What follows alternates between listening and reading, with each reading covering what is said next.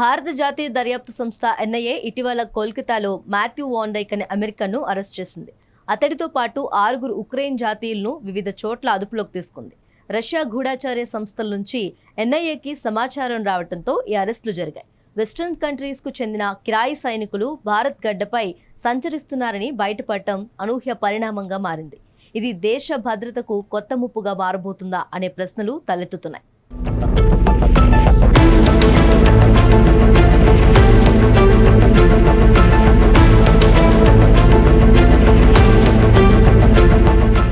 వాండైక్ బృందం యూరప్ నుంచి తెచ్చిన డ్రోన్లను ఈశాన్య భారతం గుండా మయన్మార్లోని తిరుగుబాటుదారుల గ్రూపులకు అందించినట్లు సమాచారం.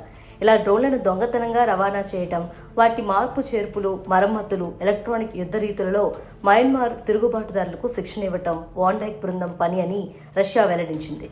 ఉక్రెయినియన్ల అరెస్టుపై భారత విదేశాంగ శాఖ ప్రతినిధి రణ్దీప్ జైస్వాల్ స్పందిస్తూ కేసు దర్యాప్తులో ఉందని, చట్టపరమైన విధి విధానాలకు అనుగుణంగా ముందుకెళ్తామని వెల్లడించారు. ఈ వ్యవహారం గురించి తమకు తెలిసిన గోప్యత కారణాల దృష్ట్యా అమెరికా పౌరులకు సంబంధించిన కేసులపై వ్యాఖ్యానించలేమని ఆ దేశ రాయబార కార్యాలయం పేర్కొంది. ఉక్రెయిన్ ప్రపంచవ్యాప్తంగా అస్థిరతను వ్యాపింపజేస్తుందని, సాయుధ సంఘర్షణను తన సరిహద్దుల వెలుపలికి ఎగుమతి చేస్తుందని రష్యా విదేశాంగ శాఖ విమర్శించింది.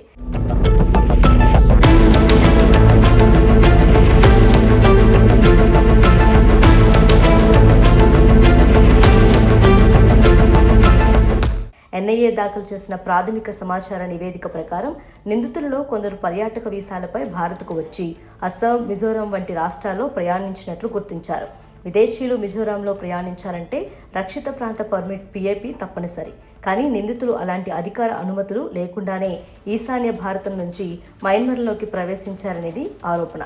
మయన్మార్ ప్రభుత్వంపై పోరాడుతున్న సాయుధ గ్రూపులకు ఉక్రెయిన్లు డ్రోన్ శిక్షణ ఇచ్చారని, ఈ గ్రూపులకు ఈశాన్య భారత తిరుగుబాటు సంస్థలతో కూడా సంబంధాలు ఉన్నాయని ఎన్ఐఏ పేర్కొంది.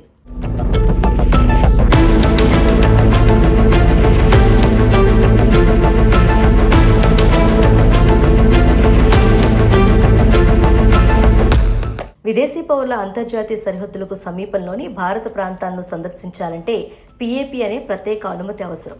అరుణాచల్ ప్రదేశ్, మణిపూర్, మిజోరాం, నాగాలాండ్, సిక్కిం, హిమాచల్ ప్రదేశ్, జమ్మూ కాశ్మీర్, రాజస్థాన్, ఉత్తరాఖండ్ రాష్ట్రాల్లోని కొన్ని ప్రాంతాలకు లేదా మొత్తంగా కొన్ని రాష్ట్రాలకు ఈ నిబంధన వర్తిస్తుంది. పర్యాటకాన్ని ప్రోత్సహించడానికి 2011లో మణిపూర్, మిజోరాం, నాగాలాండ్లను ఈ నిబంధన పరిధి నుంచి మినహాయించారు.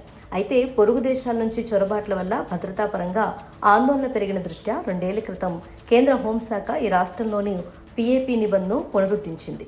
దాన్ని ఉల్లంఘించిన వాండైక్, ఉక్రెయిన్ జాతీయులపై ఉగ్రవాద వ్యతిరేక చట్టం UAPA కింద కేసులు నమోదు చేశారు. అరెస్టుకు ముందు దాదాపు 3 నెలల పాటు ఈశాన్య ప్రాంతంలో వీరి కదలికలను గమనించారు. 2024 నుంచి వీరు మయన్మార్కు పలుమార్లు ప్రయాణించి డ్రోన్లు, సిగ్నల్ జామింగ్ పరికరాలు సరఫరా చేస్తూ ఉగ్రవాదులకు శిక్షణ ఇస్తూ వచ్చారని NIA అధికారులు ఆరోపిస్తున్నారు.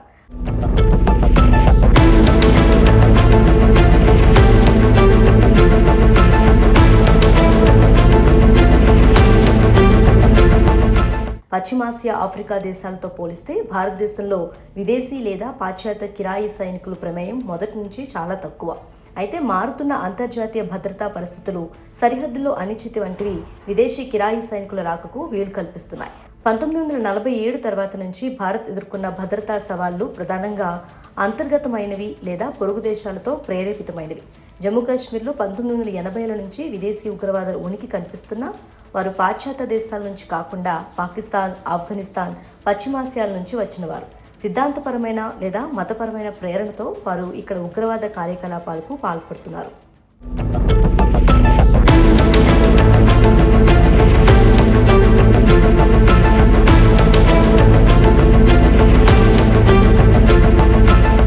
తాజాగా వాండైక్ అరెస్ట్ ఒక కొత్త ధోరణిని సూచిస్తోంది.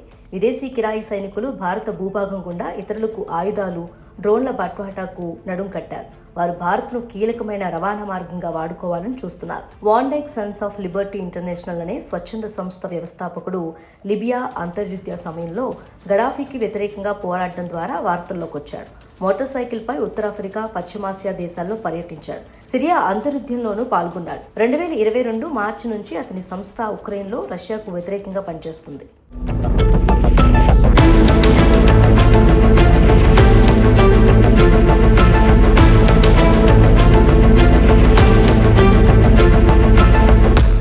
మయన్మార్లో అస్థిరత పెరగటం వల్ల ఇలాంటి కిరాయి సైనికులకు గిరాకీ ఎక్కువైంది.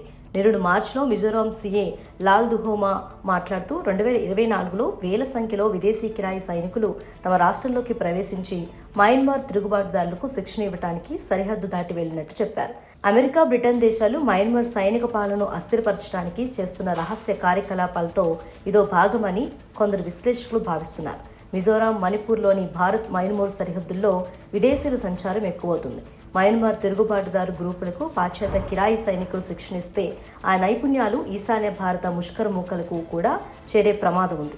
విదేశీ కిరాయి సైనికులు ఇప్పటికైతే భారత అంతర్గత భద్రతకు ముప్పుగా మారలేదు, కానీ భవిష్యత్తులో పరిస్థితి మారి కొత్త ముప్పుగా పరిణమించే ప్రమాదం లేకపోలేదు.